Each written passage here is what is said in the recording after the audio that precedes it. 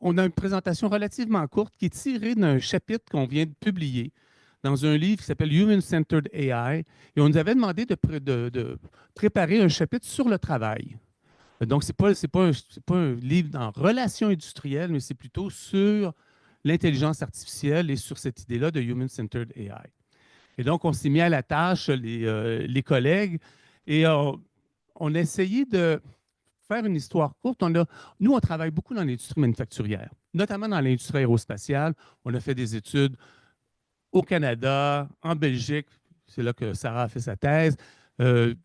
Julie a fait sa thèse plutôt au Danemark. Puis on a essayé de bien comprendre ce qui se passait dans l'industrie aérospatiale avec les nouvelles technologies.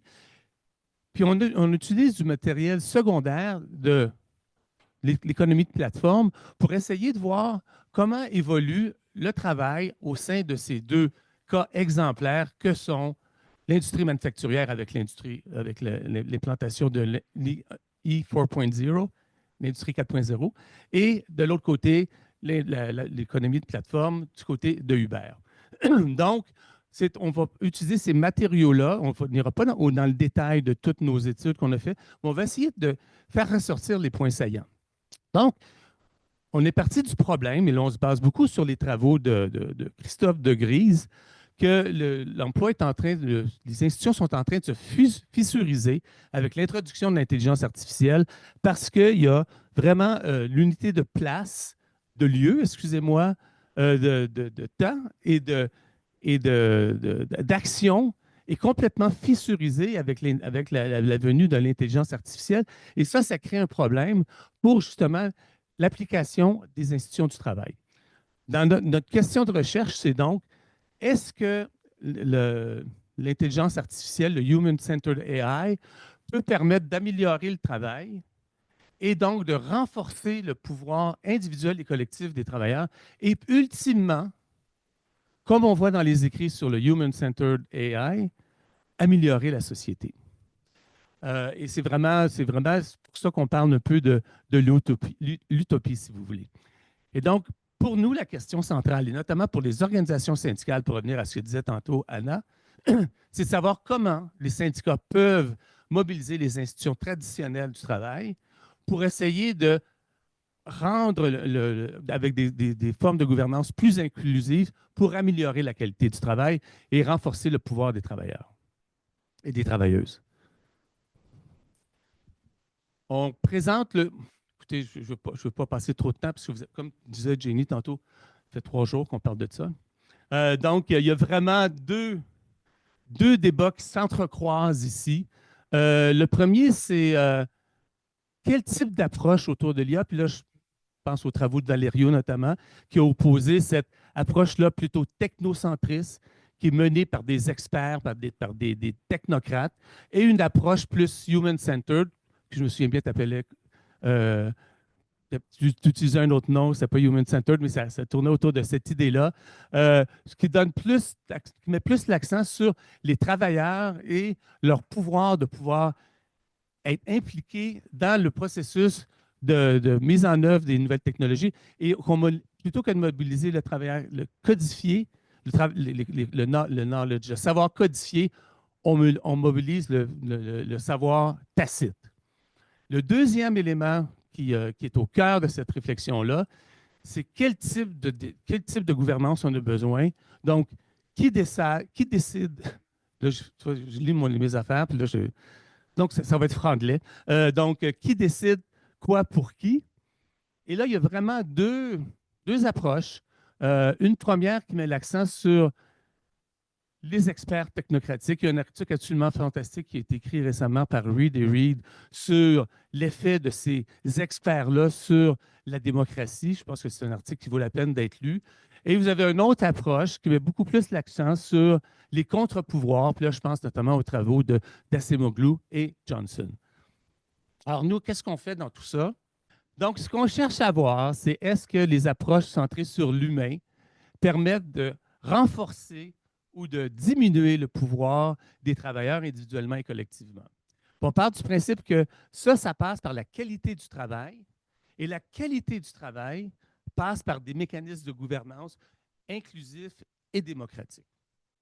Donc, je vais insister sur maintenant comment on aborde la question de la qualité du travail. Et ça, c'est à partir d'un article qu'on a paru qui est paru dans Transfer, le travail collectif du crime. C'est vraiment le résultat de plusieurs années de réflexion euh, autour de trois dimensions constitutives euh, du travail, qu'on articule autour des risques au travail, que ce soit les risques économiques, sociaux, physiques ou psychologiques.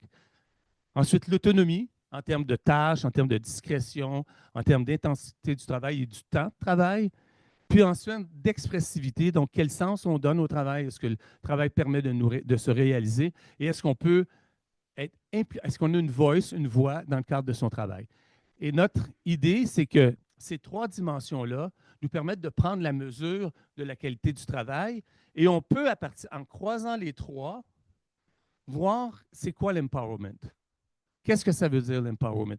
Et l'empowerment, ce n'est pas juste une question d'autonomie, c'est aussi une question de pouvoir avoir un travail qui nous donne de la sécurité, pouvoir un travail qui nous permet bien sûr l'autonomie, mais aussi de pouvoir s'exprimer. Ça, c'est un milieu de travail qui fournit de l'empowerment. Et on a les milieux de travail qui fournissent du désempowerment, donc plus d'insécurité, très peu d'autonomie et peu de possibilité de pouvoir s'exprimer. Et bien sûr, ces deux cas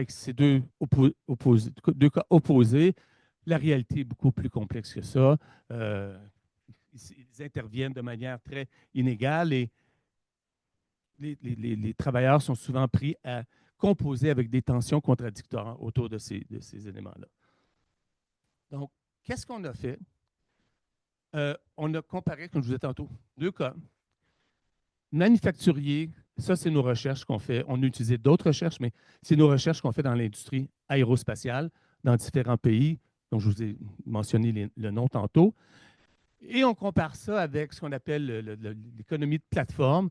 Puis là, il y a tellement de recherches qui ont été faites sur l'industrie, sur Uber, qu'on a pris Uber comme exemple. On s'est dit, bon, mais qu'est-ce qui se passe quand on compare les deux? Puis on pensait que Uber, ce serait la détérioration complète des conditions de travail et l'affaiblissement des travailleurs, alors que dans le manufacturier, compte tenu des institutions présentes, il y aurait une espèce de résistance. Bien, ce n'est pas tout à fait ça qu'on a observé. Quand on compare les deux, les deux, euh, les deux cas exemplaires qu'on utilise, bien, on s'aperçoit que du côté du manufacturier, il y a une segmentation du marché du travail, il y a une polarisation des risques. Donc, vraiment, il y en a qui s'en sortent très bien, il y en a d'autres qui s'en sortent très mal, si je simplifie. Il y a un déclin marqué de l'autonomie et un accroissement marqué également de la standardisation et des tâches et du temps. Et les travailleurs ont de moins en moins d'autonomie, d'opportunités, c'est-à-dire d'utiliser leurs compétences, et de moins en moins d'influence sur le déroulement des déploiements, c'est-à-dire de la technologie. Du côté de l'économie de plateforme, ce qu'on observe, c'est une précarité, mais une individualisation des risques. Ils ont plus d'autonomie par rapport à certains éléments, notamment le temps de travail, mais en même temps, ils sont plus contrôlés et plus surveillés. Puis d'un autre côté, ils n'ont presque pas d'autonomie pour exprimer leurs problèmes et exprimer leurs besoins collectifs. Dans les deux cas, ça crée des problèmes, mais ce qui est particulier qu'on observe depuis un petit bout de temps, notamment dans les recherches qu'on fait au Canada, c'est le dilemme dans lequel les employeurs se trouvent présentement. Le travail se dégrade tellement, il y a tellement de perte d'autonomie qu'ils sont plus capables de sélectionner des travailleurs de qualité. En d'autres termes, il y a une pénurie, pas de travail, il y a une pénurie de travailleurs qualifiés et c'est les travailleurs qualifiés qui quittent l'industrie parce que le travail est trop aliénant. Ça, c'est la réalité qu'on observe notamment dans l'industrie manufacturière. Il me reste 2 minutes. Je vais faire. Valério, je ne te prendrai pas ton temps. Donc,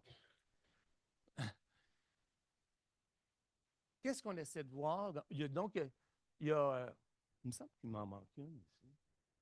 Non, c'est bon. Donc, on voit ces tendances lourdes, mais on voit des variations. Et les variations, c'est vraiment, il y a des endroits où les syndicats sont en mesure d'intervenir, sont en mesure au niveau de l'industrie 4.0, sont en mesure de faire valoir leur point de vue.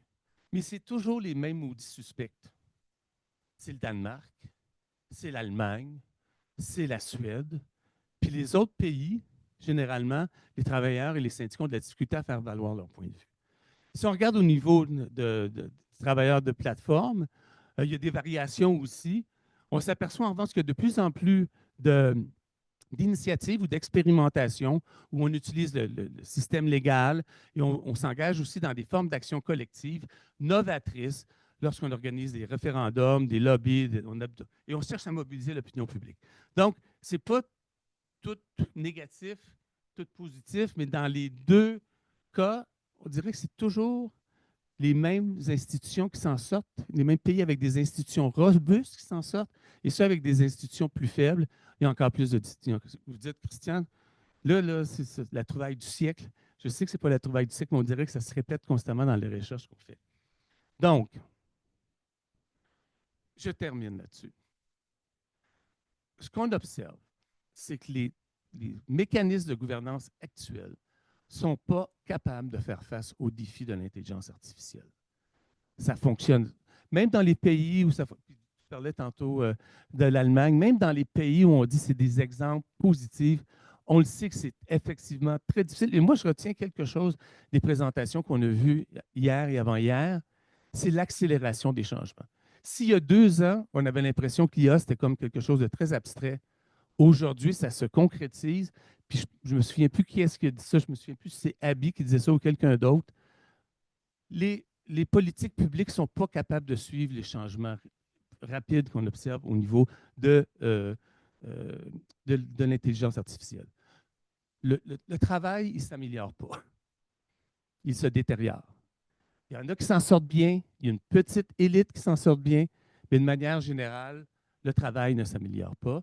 Donc, pour l'avenir du travail, je dirais que l'avenir n'est pas rose. On est pris dans une situation très difficile et c'est le temps de renforcer les mécanismes de gouvernance pour changer cette espèce de vague-là, cette tendance-là.